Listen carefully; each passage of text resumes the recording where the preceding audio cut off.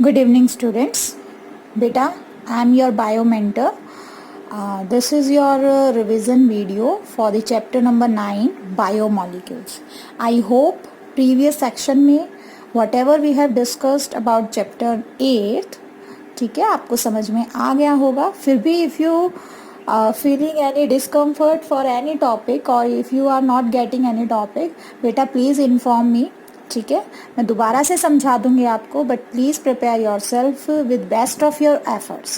Okay, so let's begin with our chapter number 9.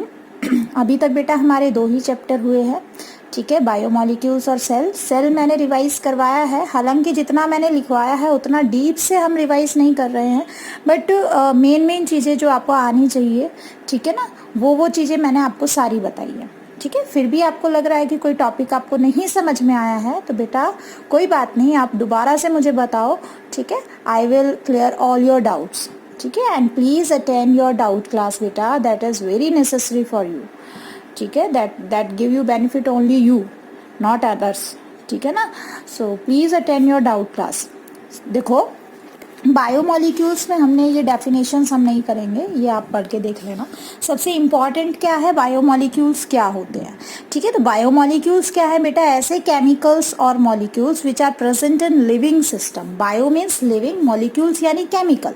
Okay, तो those chemicals which are present in your living system are defined as biomolecules. अब एक bacterial cell की अगर हम बात करें, ठीक है ना, बैक्टीरियल सेल की अगर हम बात करें तो यहाँ देखो बेटा 70% आपको क्या दिखाई देगा, वाटर. इसके साथ साथ 30% जो केमिकल्स हैं वहाँ आपको ions, small molecules, phospholipids, DNA 1% मिलेगा, आरएनए 6% मिलेगा, प्रोटीन आपको 15% मिलेगा, पॉलीसेक्राइड आपको 2% मिलेगा. ठीक है ना. और देखो एक इम्पॉर्टेंट चीज़ जो मोस्टली पेपर में आती है कि सेलुलर पूल किसे कहा जाता है, ये आपको पता भी होना चाहिए.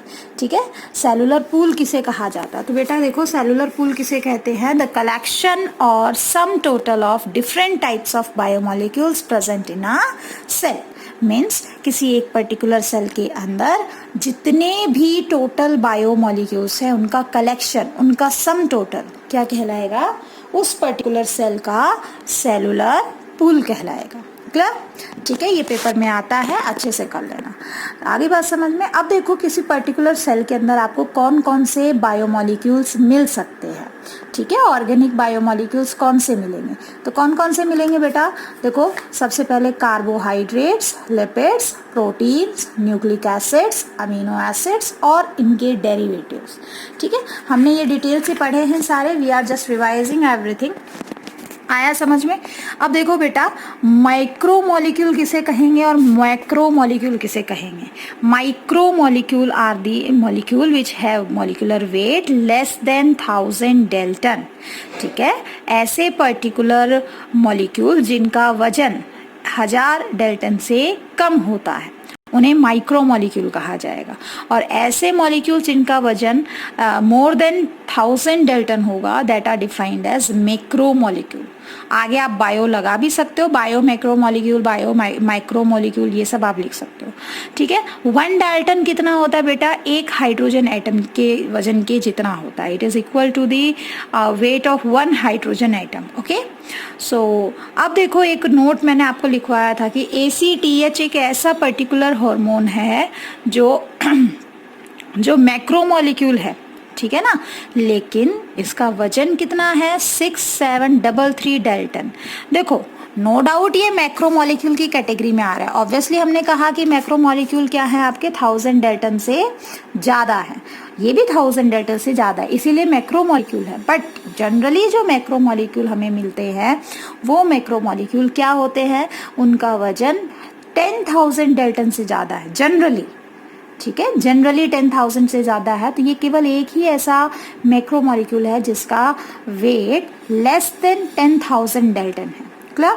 अब देखो एनसीईआरटी में एक कंपैरिजन टेबल दी हुई है एलिमेंट की, ठीक है, इसको एक बार आप स्टडी करना और इस एलिमेंट को इस टेबल को देख के आपने कंक्लूजन क्या निकालोगे बेटा। देखो इसमें क्या दिया हुआ है, अलग अलग एलिमेंट्स दिए हुए हैं, परसेंटेज वेट ऑफ एलिमेंट्स दिया हुआ है, इसके अलावा ह्यूमन बॉडी के अंदर कितना वो है पर्टिकुलर एलिमेंट वो बताया गया है, ठीक है। तो आपने क्या नोटिस करना है, आपने देखना है कि कौन सा एलिमेंट ह्यूमन बॉडी में ज़्यादा है, कौन सा कम है, ठीक है, और एक्सटर्नल एनवायरनमेंट में कौन सा ज़्यादा है, कौन सा कम है, ठीक है। तो इसके लिए देखो बेटा हाइड्रोजन, कार्बन, ऑक्सीजन और नाइट्रोजन चारों को चेक करो, परसेंटेज वेट ऑफ एलिमेंट के रिस्पेक्ट में ह्यूमन बॉडी में ये क्या मिल रहे हैं, आपको ज़्यादा मिल रहे हैं, ठीक है। हमारी बॉडी में कार्बन, हाइड्रोजन, ऑक्सीजन, नाइट्रोजन सबसे ज़्यादा होते हैं। तो बेसिकली देखो इनमें भी कौन सा सबसे ज़्यादा है, आपका ऑक्सीजन 65.0%, ठीक है, और एक्सटर्नल एनवायरनमेंट में 46.6% ही है, ठीक है ना। ऐसे ही नाइट्रोजन हमारी बॉडी में 3.3% है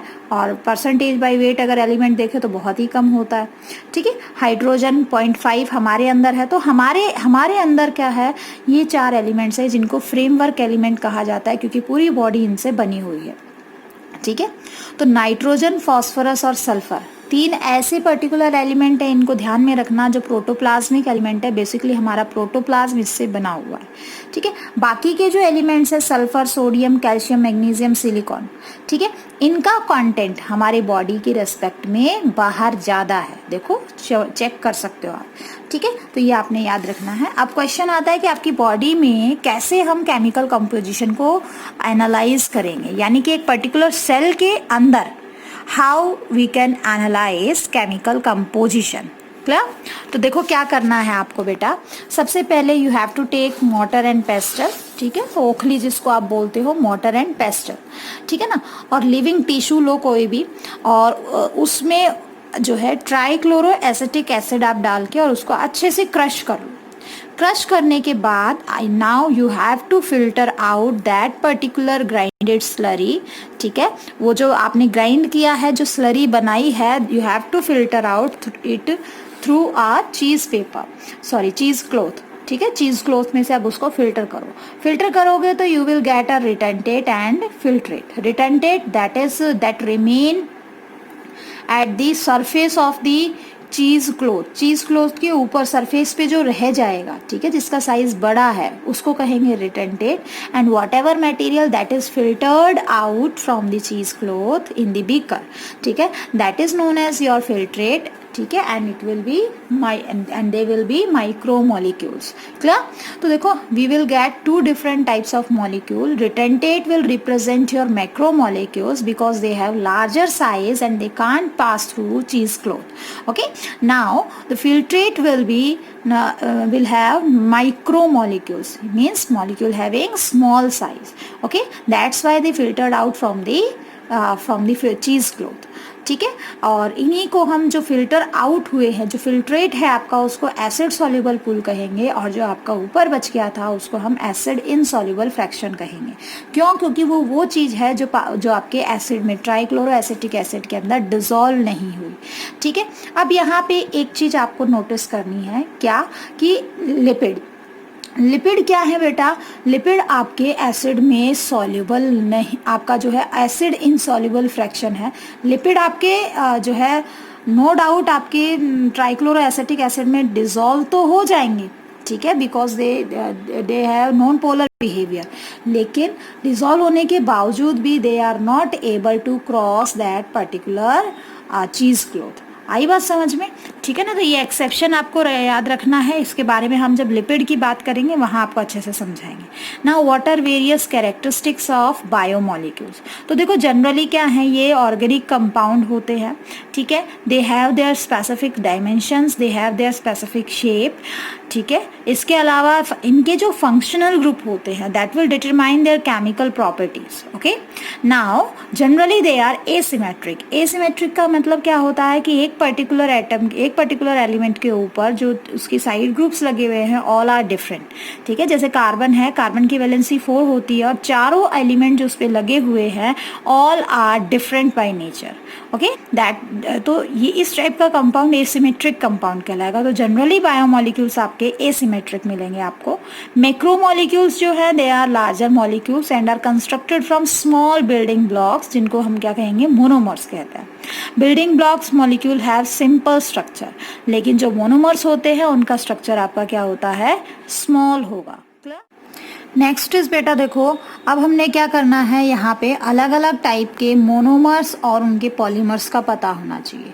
मोनोमर्स क्या होते हैं बेटा, monomers are the simplest unit which can not be further divided, okay, जिनको हम फर्दर डिवाइड नहीं कर सकते, ठीक है। और पॉलीमर क्या होते हैं, मोनोमर के ज्वाइन होने से जो कंप्लीट स्ट्रक्चर बनता है, जो कंप्लीट चेन बनती है, that is known as your polymer. Clear.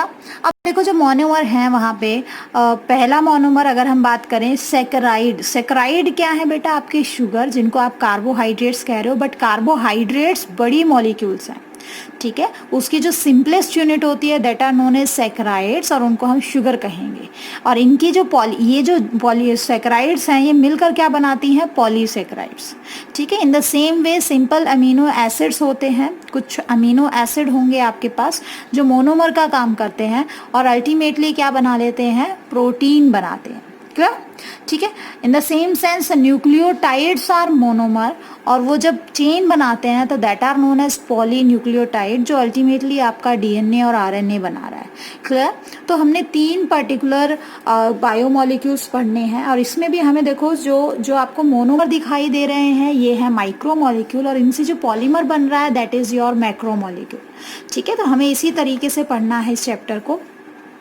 अब देखो एक्सेप्शन की जहाँ तक बात है, लिपिड्स कुछ ऐसे टाइप के जो है मॉलिक्यूल्स होते हैं, ठीक है ना, they are made up of fatty acid and glycerol. तो वो कभी भी क्या नहीं बनाते बेटा, अपना पॉलीमर की फॉर्मेशन नहीं करते, ठीक है। इनकी जो मोनोमरिक यूनिट है नो डाउट फैटी एसिड और ग्लिसरॉल है, लेकिन ऐसा नहीं है कि ये फैटी एसिड और ग्लिसरॉल जुड़ के एक पॉलीमर बनाए।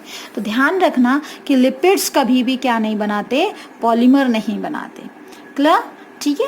अब देखो स्टार्ट करते हैं हम कार्बोहाइड्रेट्स से। कार्बोहाइड्रेट्स में हमने पढ़ा कि कार्बोहाइड्रेट्स क्या होते हैं, polyhydroxy aldolases and ketoses plus their derivatives. Aldolases क्या होंगे, जिनके टर्मिनल एंड पे क्या मिलेगा आपको, आइदर एल्डिहाइडिक ग्रुप मिलेगा, एल्डोलेजेस है तो एल्डिहाइडिक ग्रुप मिलेगा, और कीटोज है तो कीटोनिक ग्रुप मिलेगा। क्लियर। अब जो कार्बोहाइड्रेट्स है, बेसिकली इसकी डेफिनेशन क्या दी गई थी बेटा, हाइड्रेट्स ऑफ कार्बन, ठीक है, CnH2O, और उसके बाद उसको हमने क्या किया, H2O का 2N हो जाएगा, यहाँ पे 2N आएगा, ठीक है ना। तो कार्बोहाइड्रेट्स क्या है बेटा, आपके ऐसे पर्टिकुलर कंपाउंड्स हैं जो बेसिकली क्या कर रहे हैं, वाटर और कार्बन से बने हैं, ठीक है। बट क्या हुआ अल्टीमेटली, ये डेफिनेशन जो है कुछ ऐसे पर्टिकुलर कार्बोहाइड्रेट को एक्सप्लेन नहीं कर पाई, ठीक है। कुछ ऐसे मॉलिक्यूल्स थे जिनका जनरल फॉर्मूला कार्बोहाइड्रेट से मैच कर रहा था, बट एक्चुअल में वो कार्बोहाइड्रेट नहीं होते, जैसे कि डीऑक्सी राइबोज C5H10O4, ठीक है। वही सेम फॉर्मूला है जो आपने ऊपर देखा हाइड्रेट्स ऑफ कार्बन में, but deoxy ribose is not a carbohydrate, it is derivative of carbohydrate. ऐसी रेमनोज है C6H12O5, ठीक है। तो molecules not having the general formula of carbohydrate but are sorry, यहाँ पे आपको क्या दिया हुआ है, इसमें आपको ये बताया गया कि ऐसे मॉलिक्यूल्स जिनका क्या है स्ट्रक्चर क्या है, कार्बोहाइड्रेट है, मतलब कार्बोहाइड्रेट की प्रॉपर्टीज को ये फॉलो कर रहा है, but it is not having general formula of carbohydrate. देखो यहाँ पे डीऑक्सीराइबोज क्या है बेटा, आपका डेरिवेटिव ऑफ कार्बोहाइड्रेट है, ठीक है, कार्बोहाइड्रेट से ही बना है। तो यहाँ फॉर्मूला आपका क्या होना चाहिए था, अगर C5 है, H10 है, तो वो भी आपका 5 ही होना चाहिए था, बट यहाँ क्या है आपका O4 है, ठीक है। तो ये फॉर्मूले को फॉलो नहीं कर रहा है। ऐसे ही रेमनोज है तो आपका ऑक्सीजन 6 होना चाहिए था, बट यहाँ पे 5 है, तो it is not following the formula of carbohydrate. Similarly dextrose, ठीक है ना। तो यहाँ पे भी क्या है आपका ऑक्सीजन क्या है, 2 ऑक्सीजन के मॉलिक्यूल्स कम हैं। तो इस तरीके से कुछ ऐसे मॉलिक्यूल्स हैं जिनका बिहेवियर कार्बोहाइड्रेट की तरह है, लेकिन they are not following general formula of your carbohydrate. Similarly कुछ ऐसे कंपाउंड्स भी थे जिनका जर्नल फार्मूला जो है आपका कार्बोहाइड्रेट से मैच करता है, but they are not actually carbohydrate, जैसे कि फॉर्मल्डिहाइड CH2O फार्मूला आपका मैच कर रहा है CnH2nOn, ठीक है, बट यहाँ पे formaldehyde is a organic compound but not a carbohydrate. Similarly acetic acid C2H4O2 ये भी क्या है आपका ऐसा कंपाउंड जिसमें आपका फॉर्मूला क्या कर रहा है, मैच कर रहा है, but it is not a carbohydrate. Lactic acid हो गया, ठीक है। तो इस तरीके से आपको याद रखना है बेटा। अब देखो कार्बोहाइड्रेट की अगर कैटेगराइजेशन की जाए तो यहाँ पे आपको सिंपल कार्बोहाइड्रेट्स भी दिखाई देंगे और कॉम्प्लेक्स कार्बोहाइड्रेट भी दिखाई देंगे। सिंपल कार्बोहाइड्रेट क्या होते हैं बेटा, जहाँ पे आपको सिर्फ जो है छोटी सी चेन मिले या मोस्टली एक ही ग्लूकोज की यूनिट मिले, ठीक है। तो देखो मोनोसेकेराइड्स और disaccharides are simple type of carbohydrate. Monosaccharide में एक ही शुगर की यूनिट होती है। एग्जाम्पल के लिए आप ग्लूकोज, फ्रक्टोज, गैलेक्टोज, इराइथ्रोज ये सब कर सकते हो। डाइसेकेराइड के अंदर क्या होता है बेटा, लैक्टोज, सुक्रोज, माल्टोज, ये क्या है, 2 शुगर की यूनिट है, ठीक है। आगे हम इनको डीप से करेंगे कि डाइसेकेराइड क्या होता है, किससे किससे बना हुआ है। जैसे लैक्टोज है ग्लूकोज प्लस गैलेक्टोज से बना हुआ है, सुक्रोज है ग्लूकोज प्लस फ्रक्टोज से बना हुआ है, माल्टोज है, ठीक है ना, ग्लूकोज प्लस ग्लूकोज से बना हुआ है। तो ये सब चीज़ें हमें याद रखनी है बेटा, ठीक है। नेक्स्ट ये क्वेश्चंस में भी आते हैं, तो आगे हम इनको डीपली करेंगे थोड़ा सा। कॉम्प्लेक्स कार्बोहाइड्रेट के अंदर क्या मिलेगा आपको, ऑलिगोसेकेराइड एंड पॉलीसेकेराइड, जहाँ पे आपके कार्बोहाइड्रेट 3 से 9 कार्बोहाइड्रेट्स की यूनिट मतलब कि शुगर की यूनिट ज्वाइन होती हैं और एक पर्टिकुलर पॉलीमर बनाती है 3 to 9 यूनिट्स का मिलकर, उसको हम ऑलिगोसेकेराइड कहेंगे, ठीक है। यहाँ पे बेसिकली आपका रेफिनोज, टेकायोज आता है, लेकिन जो पॉलीसेकेराइड है यहाँ पे मोर देन 10 शुगर की यूनिट्स रहेंगी, ठीक है। स्टार्च है आपका, ग्लाइकोजन है, डाइटरी फाइबर्स हैं, ठीक। तो ये सारा क्या है आपका क्लासिफिकेशन ऑफ कार्बोहाइड्रेट्स है, क्लियर, ठीक है। अब देखो सबसे पहले बात करते हैं बेटा आपके मोनोसेकेराइड्स की, ठीक है, मोनोसेकेराइड्स की।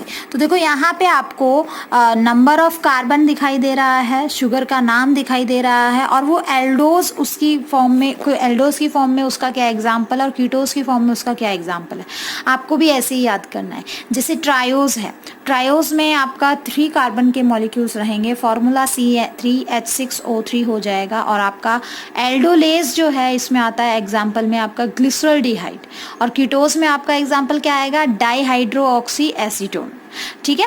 तो आपका फॉर्मूला क्या होगा, CHO, COHH और CH2OH, ठीक है। ये फॉर्मूले आपको ध्यान में रखने बेटा, ऐसी टेट्रोज है, पेंटोज है, हेक्सोज है, हेप्टोज है, you have to remember all these examples, ठीक है ना, वो भी स्पेसिफिकली कि एल्डोज कौन सा है और आपका कीटोज कौन सा है। जनरली आपसे क्वेश्चन पेंटोज पे पूछा जाता है। पेंटोज में देखो ribose sugar, deoxyribose sugar, xylose और अरेबिनोज ये एल्डिहाइड की कैटेगरी में आते हैं। राइबुलोज और जाइलुलोज आपकी कीटोनिक पेंटोजेस है। हेक्सोसिस में देखो आपका एल्डिहाइडिक वाले कौन से होंगे, ग्लूकोज, गैलेक्टोज, मैनोज, और फिर आपका जो कीटोनिक है उसमें क्या आएगा, फ्रक्टोज, क्लियर।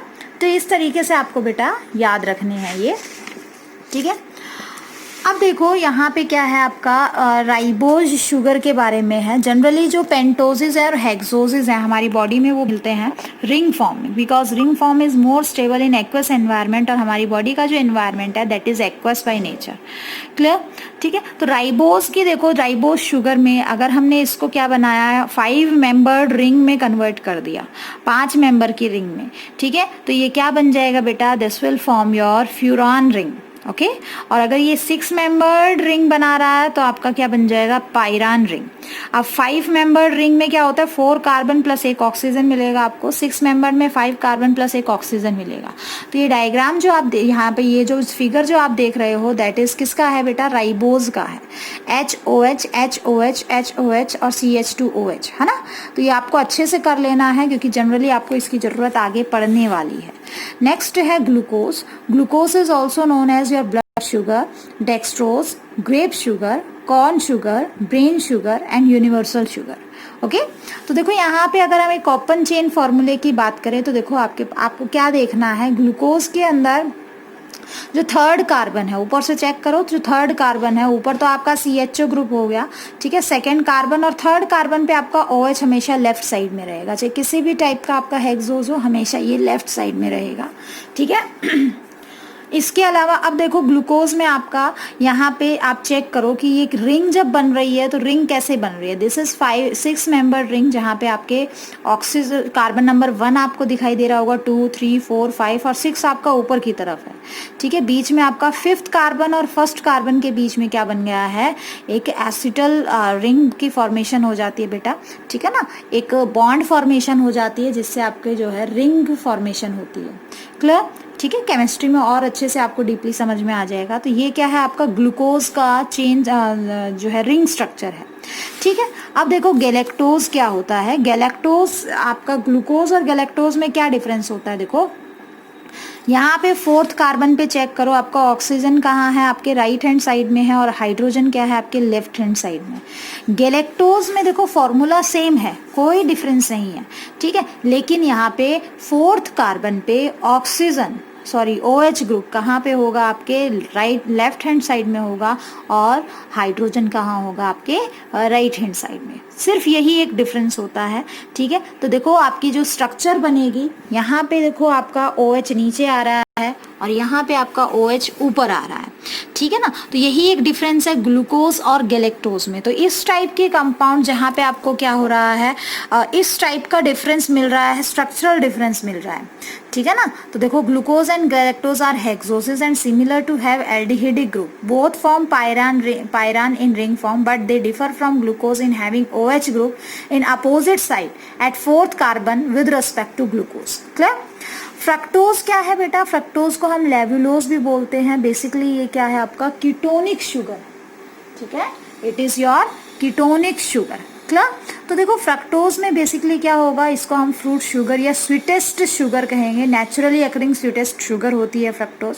और बेसिकली यहाँ पे आपको देखो यहाँ पे 2nd कार्बन पे आपको कीटोनिक ग्रुप मिल रहा है, ठीक है। 3rd कार्बन पे मैंने बताया था OH हमेशा क्या होगा, आपके लेफ्ट हैंड साइड में होगा, बाकी सेम सब कुछ जैसा आपने ग्लूकोज में पढ़ा है। लेकिन इम्पॉर्टेंट क्या है यहाँ पे, देखो वहाँ जो आपकी रिंग बन रही थी 1st और 5th कार्बन के बीच में बन रही थी, देखो 1st और 5th कार्बन के बीच में बन रही थी। लेकिन यहाँ पे जो रिंग बनेगी बेटा, क्योंकि आपका क्या है, 2nd कार्बन पे क्या है, ऑक्सीजन है, ठीक है, that is a plus point. तो अब यहाँ पे आपका जो 5th कार्बन है उसके बीच में और 2nd कार्बन के बीच में, तो this one is your 1st carbon, 2nd carbon, 3rd carbon, 4th carbon, 5th carbon and then this one is 6th carbon, ठीक है। तो ये क्या बना लेता है, फ्रक्टोज हमेशा क्या बनाता है, आपकी फ्यूरान रिंग बनाता है, 5 मेंबर्ड रिंग बनाएगा, ठीक है। आगे समझ में, तो डिफरेंस ग्लूकोज और फ्रक्टोज का आपको अच्छे से आना चाहिए, ठीक है। मैंने यहाँ पे लिखवाया भी है। तो बेटा ये क्या है, बेसिक स्ट्रक्चर्स हैं। अब देखो कुछ आपको बताया था मैंने कि हनी जो है, ठीक है, शहद जो होता है that is having dextrose plus levulose sugar, okay. Dextrose आपकी ग्लूकोज को कहा जाएगा, लेवुलोज आपके फ्रक्टोज को कहा जाएगा। क्लियर। अब जितने भी मोनोसेक्राइड्स होते हैं उनमें एसिमेट्रिकल कार्बन होता है जिसे हम कायरल कार्बन कहते हैं, यानी कि they are optically active and rotate the plane polarised light either to right or left side, ठीक है। मतलब जैसे आपका कोई भी कंपाउंड है वो प्लेन पोलराइज्ड लाइट जब उसमें से पास की जाए तो वो क्या कर दे, उस लाइट को या तो राइट साइड में डाइवर्ट कर दे या लेफ्ट साइड में रोटेट कर दे, ठीक है ना। तो उसको क्या बोलते हैं हम, ऐसे पर्टिकुलर सब्सटेंस को हम बोलते हैं ऑप्टिकली एक्टिव सब्सटेंस, ठीक है। तो देखो ये क्यों होता है, बेसिकली अगर आपका कार्बन वहाँ पे एसिमेट्रिकल है, एसिमेट्रिकल का मतलब एक ही कार्बन पे चारों जो आपके एलिमेंट्स लगे हुए हैं दे ऑल आर डिफरेंट, अलग अलग टाइप के हैं, ठीक है। तो देखो इसी बेस पे हमारे पास dextro rotatory and levo rotatory दो टाइप के क्या होते हैं, शुगर होते हैं। जैसे आपको चेक कैसे करना है कौन सा कंपाउंड आपका डेक्स्ट्रो रोटेटरी है, कौन सा आपका लीवो रोटेटरी है, तो आपको क्या चेक करना है, अगर OH आपका पेनल्टीमेट कार्बन पे राइट हैंड साइड में है तो आपकी शुगर डेक्स्ट्रो रोटेटरी है, और अगर वो आपकी लेफ्ट हैंड साइड में है तो that would be your levo rotatory. कैसे, देखो ये आपका ग्लिसरॉल्डिहाइड है, पेनल्टीमेट कार्बन का मतलब होता है नेक्स्ट टू लास्ट, ओके तो देखो यहाँ पे लास्ट कार्बन आपका 3rd नंबर वाला कार्बन है, ठीक है। इससे जस्ट पहले बीच वाला कार्बन 2nd नंबर का कार्बन देखो, अगर इस पे OH group right hand side में है, ठीक है, दिख रहा है आपको राइट हैंड साइड में OH ग्रुप, ठीक है, तो ये क्या हो गई आपकी डेक्स्ट्रो रोटेटरी ग्लिसरल डिहाइड, ठीक है, डी ग्लिसरल डिहाइड, डी ग्लूकोज बोलोगे इसको, ठीक है ना, सॉरी डी ग्लिसरल डिहाइड बोलोगे। और ऐसे ही अगर ये क्या हो जाए आपका OH इस कार्बन पे लेफ्ट हैंड साइड में हो जाए तो आपका ये क्या हो जाएगा एल ग्लिसरल डिहाइड, क्लियर, ठीक है। Similarly, you can see in case of glucose, this one is your D-glucose. तो पेनल्टीमेट कार्बन पे देखो मैंने मार्क किया है OH आपका अगर कहाँ है राइट हैंड साइड में है तो this one is your D-glucose, और अगर ये लेफ्ट हैंड साइड में है तो this one is your L-glucose, ठीक है। तो ऐसे टाइप के पर्टिकुलर कंपाउंड्स को हम क्या बोलते हैं बेटा, इनएंशियोमर्स बोलते हैं। क्यों? क्योंकि these are two stereo isomers that are mirror images of each other, ठीक है, that are not super impossible. Super impossible का मतलब जब आप इसकी मिरर इमेज देखोगे तो वो एक दूसरे को सुपर इम्पोज नहीं करेगी, ठीक है ना। आगे बात समझ में, एक चीज आपकी लेफ्ट में है एक राइट में है तो आप अपनी जब इमेज में देखोगे, जैसे आप अपना राइट हैंड उठाते हो तो आपको मिरर में लेफ्ट हैंड दिखता है ना, तो मिरर इमेज में क्या होता है, मिरर हमेशा क्या है अपोजिट दिखता है, तो दोनों का अपोजिट दिखेगा जो कि नॉन सुपर इम्पॉसिबल होगा, ठीक है। तो स्टीरियो आइसोमर्स क्या होते हैं, each of 2 or more compound differ only in the spatial arrangement of the atom, ठीक है, मतलब ऐसे कंपाउंड जिनके एटम्स की अरेंजमेंट अलग अलग है, मॉलिक्यूलर फॉर्मूला सेम है, ठीक है। तो ये कुछ ऐसे कंपाउंड्स हैं जिनका मॉलिक्यूलर फॉर्मूला सेम है, डी ग्लूकोज एल ग्लूकोज, लेकिन इनकी एटम्स की जो अरेंजमेंट है वो क्या है, वो डिफर कर रही है, उनको हम इनएंशियोमर्स बोलते हैं। जनरली हमारे पास क्या है, मोनोऑक्साइड डी आइसोमर्स की फॉर्म में होते हैं। कुछ होते हैं बेटा आपके एनोमर्स। एनोमर्स किसको कहेंगे, आपके एनोमरिक कार्बन के ऊपर। एनोमरिक कार्बन होता है आपका फर्स्ट कार्बन को आप क्या काउंट कर रहे हो, एनोमरिक कार्बन। अगर यहाँ पे आपका क्या है OH आपकी ऑक्सीजन के तरफ है, मतलब टूवर्ड्स ऑक्सीजन है, तो इसको हम बोलते हैं डी ग्लूकोज। डी ग्लूकोज तो क्यों बोला आपने, क्योंकि यहाँ पे पेनल्टीमेट कार्बन पे OH आपका राइट हैंड साइड में। लेकिन ये अल्फा और बीटा हमने क्या लगाया, अल्फा और बीटा देखो, अगर आपका OH अवे फ्रॉम ऑक्सीजन है, इधर देखो ये यहाँ पे OH जो है इस ऑक्सीजन से दूर है, तो इसको हमने बोला अल्फा डी ग्लूकोज, ठीक है। बट अगर यही आपका क्या है टूवर्ड्स दी ऑक्सीजन है तो ये क्या रहेगा आपका बीटा डी ग्लूकोज, ठीक है। तो इसको आपको याद रखना है, ऐसे compound alpha D glucose beta D glucose. Alpha और बीटा फॉर्म क्या होती है, एक दूसरे की एनोमर्स होती है, क्लियर। म्यूटा रोटेशन क्या होता है, it is the change in the specific rotation of alpha and beta anomers in aqueous solution, ठीक है। एक्वस सॉल्यूशन में जो आपका स्पेसिफिक रोटेशन अल्फा और बीटा एनोमर्स के अंदर होती है उसको क्या बोलते हैं हम, म्यूटा रोटेशन बोलते हैं। इसके बारे में डिटेल से आप केमिस्ट्री में पढ़ोगे। अब देखो अल्फा ग्लूकोज किसे कहेंगे, ठीक है, when the OH group at C1 is on the opposite side, ये मैं करवा चुकी हूँ बेटा आपको, ठीक है। तो अल्फा ग्लूकोज और बीटा ग्लूकोज अच्छे से कर लेना। आप देखो डेरिवेटिव ऑफ मोनोसेक्राइड्स है। डेरिवेटिव ऑफ मोनोसेक्राइड में देखो आपको अच्छे से करना है, क्योंकि आपको जब न्यूक्लियोटाइड पढ़ने पड़ेंगे वहां पे आपका शुगर काम आएगा। तो सबसे पहला डेरिवेटिव है डीऑक्सीराइबोज, ठीक है। डीऑक्सी यानी एक ऑक्सीजन को निकाल देना, किस में से, राइबोज में से, तो this one is your ribose, ठीक है। अगर आपके पर्टिकुलर न्यूक्लियोटाइड में शुगर राइबोज है तो आपकी जो न्यूक्लिक एसिड बनेगी that would B RNA, ribose nucleic acid, ठीक है। बट कई बार क्या होता है, इसका डेरिवेटिव होता है। डेरिवेटिव यानी कि इसी से एक चीज और बनती है, दैट इज डीऑक्सीराइबोज, दूसरी शुगर, ठीक है। इस शुगर में क्या होता है आपका, और राइबोज का जो ऑक्सीजन है वो रिमूव हो जाता है, और अब ये क्या कहलाएगी, डीऑक्सीराइबोज। 1 ऑक्सीजन लेस एट सी जो है सेकेंड प्राइम कार्बन ऑफ आपका राइबोज शुगर, ठीक है। और ध्यान रखना it is component of your DNA, deoxyribose nucleic acid का ही कंपोनेंट है। तो आपके DNA में जो शुगर मिलेगी that would B deoxyribose, not ribose, okay. इसके अलावा जो राइबोज है that is a component of your ATP, NADP, NAD, FAD, RNA, ठीक है। ATP में आगे समझाऊंगी आपको इसी चैप्टर में। NADP क्या होता है ये भी आपको समझाएंगे। ये कुछ मॉलिक्यूल्स हैं, एनर्जी स्टोरिंग मॉलिक्यूल्स है, जैसे ATP आपका, ठीक है। तो ये आपने ध्यान में रखना है। Next is amino sugar. Amino sugar यानी कि आपकी मोनोसेकेराइड के ऊपर अमीनो ग्रुप लग जाए। जैसे देखो अल्फा डी ग्लूकोज अमीन में आपका जो है सेकेंड प्राइम कार्बन पे अमीनो ग्रुप लग गया, तो this one is your alpha D glucose amine. Similarly यहाँ पे अगर आपके अमीनो ग्रुप के साथ साथ क्या ऐड हो जाए बेटा, एक एसिटल जो है ग्रुप ऐड हो जाए, एसिटाइल ग्रुप ऐड हो जाए, तो ये क्या बन जाएगा, alpha D N acetyl glucose amine. Glucose amine तो था ही, एक हाइड्रोजन हटा के, नाइट्रोजन के ऊपर जो हाइड्रोजन लगा, अमीनो ग्रुप का एक हाइड्रोजन हटा के उस पर एसिटाइल ग्रुप जोड़ दो, तो वो हो जाएगा N alpha D N acetyl glucose amine. ठीक है, कुछ आपके शुगर एसिड्स होते हैं जो बेसिकली यहाँ पे आपका ग्लूकोनिक एसिड देखो तो यहाँ क्या है, आपका एसिडिक ग्रुप लगेगा, यानी कि कार्बोक्सिलिक ग्रुप आपके शुगर पे आके अटैच हो जाएगा, जैसे कि COOH। ठीक है, ग्लूकोनिक एसिड। और COOH अगर आपका कहाँ पे ऐड हो रहा है, एल्डिहाइड के साथ अगर COH ग्रुप ऐड हो रहा है तो उसको क्या बोलेंगे, ग्लूकोयूरोनिक एसिड। यहाँ पे नॉर्मली CHO की जगह पे COOH आ गया, तो ग्लूकोनिक एसिड। ठीक है, ऐसे ही कुछ शुगर एल्कोहल होते हैं जैसे कि आपका ग्लिसरॉल, ये आपको ग्लिसरॉल दिखाई दे रहा है, यहाँ आपके सारे मतलब CHO ग्रुप को रिप्लेस कर दिया आपका किसने, OH ग्रुप ने। ठीक है, तो CHO में क्या है आपका CHO ग्रुप हट गया और उसकी जगह OH ग्रुप लग गया है, तो बेसिकली ये क्या बन गया आपका ग्लिसरॉल। ऐसी एक एग्जांपल मैनिटोल का भी होता है। ठीक है, जब आपके ग्लूकोज के यूनिट आपस में जुड़ते हैं तो बीच में क्या होता है, एक वाटर का लॉस होगा।